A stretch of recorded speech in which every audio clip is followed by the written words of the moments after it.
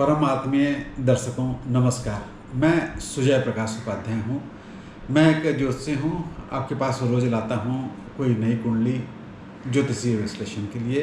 आज आपके सामने जो स्क्रीन पे कुंडली दिख रही है वह भारतवर्ष के लब्ध प्रतिष्ठित औद्योगिक घराने के उद्योगपति श्री रतन टाटा की कुंडली। आज हम रतन टाटा की कुंडली का विवेचन करने वाले हैं। इनकी कुंडली धनु लग्न की कुंडली है और इनके लग्न में ही सूर्य, बुध और शुक्र है। इनके दूसरे भाव में नीच का लग्नेश बृहस्पति है, तीसरे भाव में मंगल है, छठे भाव में वृष का केतु है और इनके 11वें भाव में चंद्रमा है और 12वें भाव में राहु है।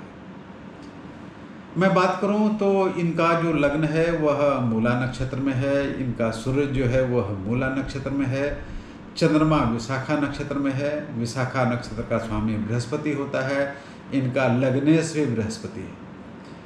मेरे कुंडली देखने की प्रक्रिया है कि मैं पहले लग्न को और सूर्य कुंडली को देखता हूँ। यहाँ लग्न कुंडली और सूर्य कुंडली दोनों एक है, तो आइए शुरू करते हैं लग्न से। इनके लग्न में सूर्य, बुध और शुक्र की युति है। मैं बराबर कहता रहा हूँ कि सूर्य, बुध और शुक्र जब लग्न में, खास करके वह बुध या बृहस्पति के भाव में पड़ जाते हैं, सूर्य, बुध और शुक्र, तो एक विलक्षण व्यक्ति का आविर्भाव होता है, एक विलक्षण व्यक्ति का जन्म होता है, एक ऐसे व्यक्ति का जन्म होता है जो देश, समाज और विश्व के लिए कुछ करने के लिए आतुर होता है और उसी उद्देश्य से उसका जन्म होता है। जी हाँ, सूर्य, बुध और शुक्र, मैंने पहले भी कई ऐसी कुंडलियों के बारे में आपसे चर्चा की है। इनकी कुंडली में भी सूर्य, बुध और शुक्र इनके लग्न भाव में ही धनु राशि में बैठा है। तो इस तरह से एक विशेष विलक्षण व्यक्तित्व का जन्म हुआ। फिर मैं बार बार कहता हूँ कि जब नवम भाव का स्वामी जब वह सूर्य हो और वह धनु राशि में जाके बैठ जाए तो जातक जो है उसकी प्रकृति और प्रवृत्ति, उसका आचरण सूर्य की तरह हो जाता है, राजा की तरह हो जाता है। राजा जैसे दयालु होता है, परोपकारी होता है, सर्वत्र कल्याणकारी होता है, वैसा ही जातक हो जाता है। यह अपने सद्गुणों को लुटाता है। वह बिना भेदभाव के देश और दुनिया और समाज में वह अपने सद्गुणों को लुटाना चाहता है। तो उस तरह का व्यक्ति है ये रतन टाटा जी, उस तरह के व्यक्ति हैं। अच्छा, औद्योगिक घराने में जो लब्ध प्रतिष्ठित और महान व्यक्ति हैं उनमें और इनमें आसमान जमीन का फर्क है। सब कुछ पाके भी, सब कुछ ग्रहण करके भी जो आदमी सामान्य बना रहे, जो आदमी सादगी से जीवन जिए, जिसके पास कोई आडंबर न हो, महान व्यक्ति तो वही है ना। यह शादी विवाह में जहाँ 90% जनता गरीबी से नीचे से जीती है, जिसको 2 जून का निवाले का नहीं है, वहाँ शादी विवाह में आडंबर करना ये कोई धन का दिखावा, लक्ष्मी का ऐसा दिखावा है क्या? ऐसा नहीं करते। ये एकदम ही डिफरेंट तरह के व्यक्ति हैं और यह उनके कुंडली से भी दृष्टिगोचर हो रहा है। इनकी कुंडली में आप बृहस्पति को देखेंगे कि बृहस्पति नीच का है और आपके मन में यह बात आएगा कि जब लग्न ही कमज़ोर हो गया, नीच हो गया, तो कुंडली तो बहुत कमज़ोर हो गई। अब गौर करके नवमांस को देखिए। बिना नवमांस को देखे कुंडली देखनी ही नहीं चाहिए। एक तो बृहस्पति इनका पुष्कर नवमांस में है। पुष्कर नवमांस का मतलब जो नवमांस में जो ब्रह्मांड का अंश है उसमें सर्वाधिक अच्छी जगह यदि जाके कोई ग्रह बैठ जाए तो उससे हम कहते हैं कि वह पुष्कर नवमांस में। इनका यदि आप नवमांस देखें तो मीन राशि में सौग्रही होकर बृहस्पति बैठा है और वह पुष्कर नवमांस में भी है। इसलिए बृहस्पति जो है वह नीच का होके भी नीच का नहीं है और संतों के आप देखेंगे कि बाकी सब बहुत मजबूत, लेकिन संतों के जीवन में भी वो जो उनकी कुंडली में लग्न नीच का होता है, तो उनका अपना कोई आडंबर नहीं होता, अपना कोई अहम नहीं होता, कोई अहंकार नहीं होता, कोई दर्प नहीं होता। आप इनसे मिलेंगे तो आपको लगेगा कि इस व्यक्ति में कोई दर्प नहीं, कोई अहंकार नहीं। वो मतलब सादगी से भरा हुआ व्यक्ति।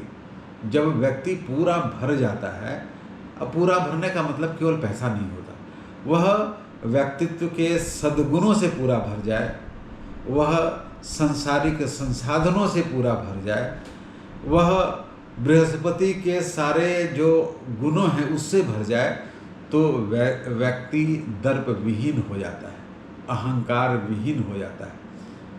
तो आप इनसे मिलेंगे तो इनका अहंकार नहीं। ये टाटा ग्रुप के चेयरमैन रहे, वर्षों वर्षों टाटा ग्रुप के चेयरमैन रहे। इनके पास क्या नहीं है, लेकिन इनके भाव भंगिमा से भी दर्प का एक झलक आपको देखने को नहीं मिलेगा। यह ऐसे व्यक्ति हैं। इनकी महादशा की बात करें तो बृहस्पति की महादशा इनके 1952 से शुरू हुई। शनि की महादशा 1952 से 1971 तक चली। इनका शनि और बृहस्पति पे विचार करेंगे तो आपको लगेगा कि ये बायोलॉजिकल रिलेशन में नहीं थे। जे.आर.डी. टाटा के इनको अडॉप्ट किया गया था।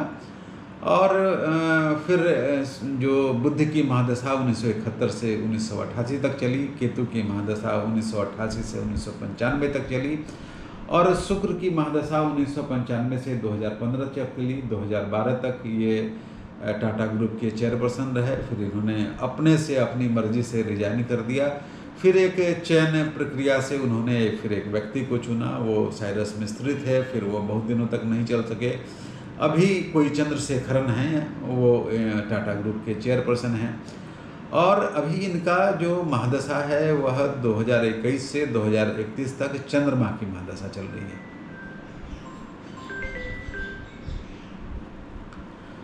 चंद्रमा की महादशा में जब चंद्रमा में केतु की अंतर्दशा होगी तो यह काल इनके स्वास्थ्य के लिए अच्छा नहीं होगा। और यह जो समय होगा वह 2028 से 2029 तक होगा। इनके स्वास्थ्य के लिए यह काल अच्छा नहीं है। इनकी कुंडली में योगों की हम चर्चा करते ही हैं। किसी कुंडली का विश्लेषण करें और योगों की चर्चा न करें। इनकी कुंडली में गज केसरी योग है। देखिए, चंद्रमा और बृहस्पति एक दूसरे से केंद्र में हैं। चंद्रमा 11वें भाव में है तो 1 2 3 4 वो 4 है, और बृहस्पति से 10th चंद्रमा है तो गज केसरी योग है। बुधादित्य योग है, सूर्य और बुध का योग, बुधादित्य योग इनकी कुंडली में है। और जो मैं सबसे बड़ी बात कहता हूँ हमेशा, जो पराशर कहते हैं कि केंद्र त्रिकोण के तो संबंध होने चाहिए। केंद्र त्रिकोण का संबंध इनका 7-9 का संबंध है, लेकिन केंद्र त्रिकोण का संबंध जब 9-10 के हो तो क्या कहने। पराशर को ही कहते हैं कि वो 4-5 का संबंध हो, 7-9 का संबंध हो, अच्छे हैं, लेकिन जब 9th-10th के संबंध हो जाएं तो क्या कहने। वो धर्म केंद्राधिपति योग, तो इनकी कुंडली में धर्म केंद्राधिपति योग बन रहा है। कैसे बन रहा है? अब देखिए, इनका जो 9वें भाव का स्वामी है सूर्य है, और 10वें भाव का स्वामी कौन है? बुध है। तो 9th और 10th का संयोग इनके लग्न में ही हो रहा है, तो धर्म केंद्राधिपति योग इनकी कुंडली में बन रहा है। इनकी कुंडली में दूसरे भाव और चौथे भाव का स्थान परिवर्तन है। गौर से देखिए, दूसरा भाव क्या है? दूसरा भाव का स्वामी शनि है, 4th भाव में है। 4th भाव का स्वामी बृहस्पति है, वह दूसरे भाव में है। इसको महायोग कहते हैं। यह योग भी भौतिक संसाधनों की दृष्टि से बहुत अच्छा योग माना जाता है। बृहस्पति का नीचत्व भी भंग होता है, और बृहस्पति तो नवमांश में, पुष्कर नवमांश में है ही, वह स्वग्रही भी है। हम लोग जब ऐसे धनाढ़ व्यक्ति की बात हो और हम लोग उसका धनु लग्न ना निकालें तो निकालिए नहीं इनका धनु लग्न। इनका लग्न से 9 कौन सी राशि आई? सूर्य की राशि, सिंह राशि। सूर्य की कला कितनी? 30। अब 9 देखिए चंद्रमा से, चंद्रमा से 9 क्या आया? बुध। बुध की कला कितनी? 38। 12 से भाग दीजिए, 12 × 36, बचे कितने? 2। चंद्रमा से काउंट कीजिए, चंद्रमा से काउंट कीजिएगा तो वह आएगा धनु राशि। और वहाँ पर सर्वाधिक महत्वपूर्ण योग बन रहा है, वह है सूर्य, बुध और शुक्र का। क्या कहने, जब जीनियस ही बॉर्न होता है और हिंदू लग्न भी वहीं पड़ता है, तो कहने क्या है। लेकिन सबसे अच्छी बात है इनकी कुंडली में कि इस व्यक्ति में सब कुछ के बाद भी अपनी न जाने कैसी कैसी गाड़ियां हैं, अपना निजी प्लेन है इनका, अपने से उड़ाते हैं, लेकिन इनके चेहरे पे दर्द झलक भी नहीं दिखला पाता। जहाँ लोगों के पास थोड़े पैसे हो जाते हैं, थोड़ी सत्ता आ जाती है, थोड़ा पावर आ जाता है, तो टप टप चमकता है उनके चेहरे पे दर्द, टप टप टपकता है। और यह व्यक्ति सब कुछ हो जाने के बाद भी इतना सादा, इतना आडंबर विहीन जीवन, यह जीवन के अंतिम काल में पहुंच चुके हैं। ऐसा व्यक्ति बार बार नहीं होता। इन्होंने जो टाटा को जिस आकाश की ऊंचाई पर पहुंचाई है, एक बात मैं बताना भूल गया, 90 के दशक में इन्होंने एक गाड़ी टाटा इंडिका शुरू की थी, समहाउ वो नहीं चल सकी। ये फोर्ड के पास गए कि भैया खरीद लो, चली नहीं। फोर्ड के उस समय दिन जो चेयरमैन थे कि है अम्मा यार, जिस चीज़ में जानते नहीं उसमें हाथ क्यों डालते, मैं खरीदूंगा तो मैं बहुत बड़ा एहसान करूंगा। बातचीत हुई, रिएक्ट करने वाले व्यक्ति नहीं है, सो इन्होंने रिएक्ट नहीं किया, लौट के आए, बेचने का जो कार्यक्रम था उसको टाल दिया। और 9 साल के बाद इतनी उन्नति की कि फोर्ड का जगुआर ही खरीद लिया।